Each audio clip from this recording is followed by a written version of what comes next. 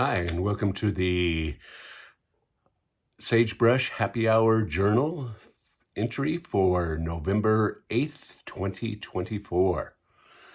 So, we had a bit of a winter storm here in the last few days. We've been snowing steadily Wednesday and Thursday, and we had quite the winter storm. Got about 14 inches, and we had drifts out here as high as 3, maybe even 4 feet on our roads.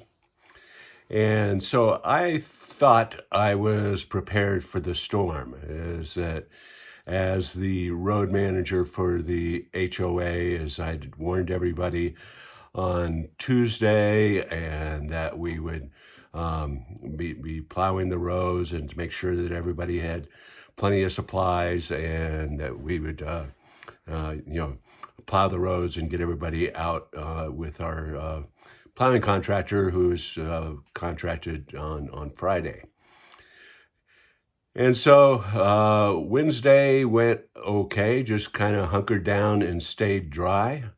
And unfortunately, we had a few days of clouds preceding the storm, and so the batteries were not at 100%. And so I fired up the generator to top off the batteries before we went into this winter storm. And my generator had an overload light and wouldn't generate electricity. And so we ended up Wednesday morning, Thursday morning, down to about 20% on my batteries. And obviously my generator, when I went out to try to start it, it actually started spitting sparks and flames. And so that's a bad sign. And so basically my generator was not going to work. So I contacted some friends of mine, and they had a spare generator that they were willing to lend me. And so I would go and meet them in the town of Tres Piedras to pick up the generator. And so I was going to head into Taos to get some gasoline for the generator, and then I was going to go to Tres Piedras, New Mexico, to pick up the generator and bring it home so I could generate some electricity. And so I got about 9/10 of the way down our dirt road that goes to the highway. It's about 3.5 miles. And I made it probably 3.25 miles before I hit one doozy of a drift that was about 3.5 feet deep, and basically got my car stuck. Even though it had all-wheel drive, it was basically high-centered in the snowdrift, and I was hopelessly stuck. I mean, I spent a half hour trying to dig it out, and I mistakenly did not have a snow shovel in my car, which I should have had.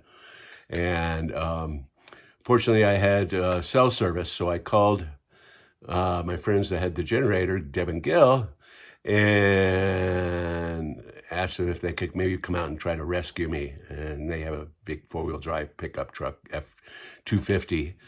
And so they said, sure, we'll be out there in about an hour. So so I basically sat on our road under blizzard conditions. It was snowing and blowing, and I couldn't get my car any further dug out. I tried using floor mats and under the wheels and various other tactics, but finally, about an hour later, they arrived, and they were able to kind of punch through the snowdrift, and they hooked onto my car, and we managed to get it after a couple tries. Actually, they towed it once, and then it kind of slid over into the ditch, and then we were a little bit stuck worse.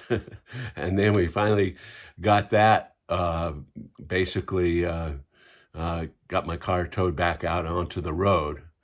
And then they tried to turn their pickup around, and they got caught in the ditch off the road, and then they tried to go off the road through the sagebrush and try to circle around to get back on the road, and just kept hitting this ditch. And there was, with 4-foot drifts of snow, and basically couldn't get that truck on the road. So we spent good 4 hours, and fortunately some neighbors came by, and they tried to help tow that truck out, and it was just hopelessly stuck.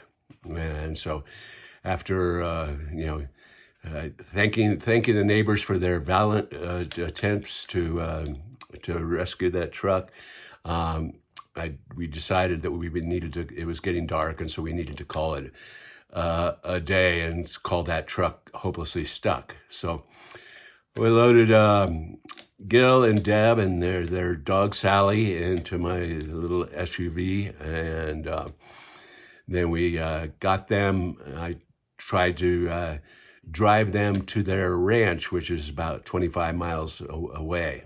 And of course it was, again, kind of blizzard conditions. And they own a restaurant in Tres Piedras, and so we stopped by the restaurant, which is closed now, and picked up a little bit of food, and made sure that the residents there were okay.